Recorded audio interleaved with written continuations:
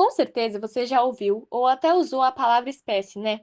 Mas será que você conseguiria explicar o que ela realmente significa? Se sim, parabéns! Você acabou de resolver um dos maiores dilemas da biologia moderna. Acontece que o termo espécie parece simples, mas é cheio de nuances e definições diferentes que mudam conforme a área da ciência. Então, vem com a gente que vamos explorar esse tema e descobrir que o conceito de espécie é bem mais confuso e interessante do que parece. As primeiras classificações seguiam um modelo chamado tipológico ou essencialista, inspirado nas ideias de Platão e Aristóteles. Esse modelo se baseava em observar as características físicas, como a forma, a cor, o tipo de corpo, e separar os seres segundo essa essência comum. Mas esse tipo de classificação tem falhas bem claras. Por exemplo, se a gente definir peixes como seres com nadadeiras, golfinhos e baleias também entrariam nessa categoria, o que não faz sentido se olharmos de uma perspectiva evolutiva. Mesmo com esses problemas, um modelo tipológico dominou por muitos séculos. Tudo começou a mudar no século XIX, quando Darwin propôs a teoria da evolução.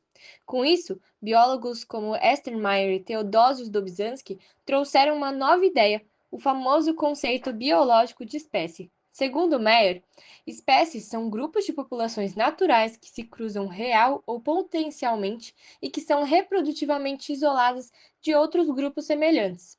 Ou seja, uma espécie seria formada por organismos que podem se reproduzir entre si e gerar descendentes férteis, mas que não conseguem cruzar com indivíduos de outras espécies. Parece uma definição ótima, né? Mas calma, ela também tem seus problemas. Primeiro, ela não se aplica a organismos assexuados, como as bactérias.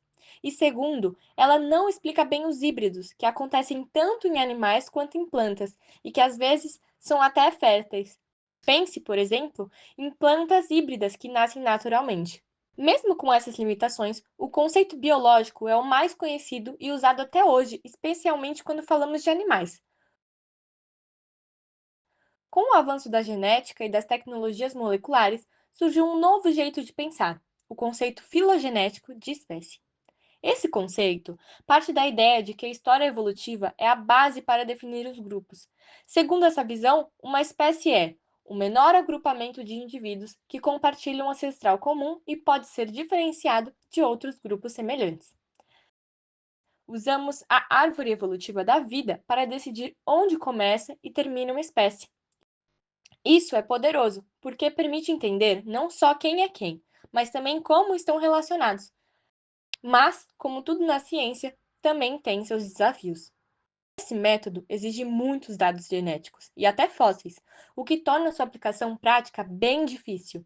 Além disso, não existe um consenso sobre qual grau de diferença genética separa uma espécie da outra, já que isso varia muito entre diferentes grupos de seres vivos. Esses são só alguns dos vários conceitos de espécie existentes. Atualmente, os cientistas já identificaram mais de 20 formas diferentes de definir o que é uma espécie. Cada conceito funciona melhor em um contexto. Alguns são mais úteis para quem estuda evolução, outros para quem trabalha com conservação ou ecologia, e no fim das contas, nenhum deles está completamente certo ou errado. Eles são ferramentas criadas para ajudar a entender a incrível diversidade da vida. A verdade é que a natureza não cabe perfeitamente em caixinhas, e talvez seja justamente o encanto da biologia, perceber que a vida é complexa, fluida e cheia de exceções. Então, da próxima vez que alguém disser é uma nova espécie, lembra que por trás dessa frase tem séculos de debates científicos e muitas definições diferentes tentando responder uma única pergunta: o que faz um ser vivo pertencer a uma espécie? E a resposta é: depende. Depende da área, do método e do ponto de vista. Mas o importante é que, enquanto tentamos entender essas diferenças, a gente aprende cada vez mais sobre a diversidade e a história da vida da Terra.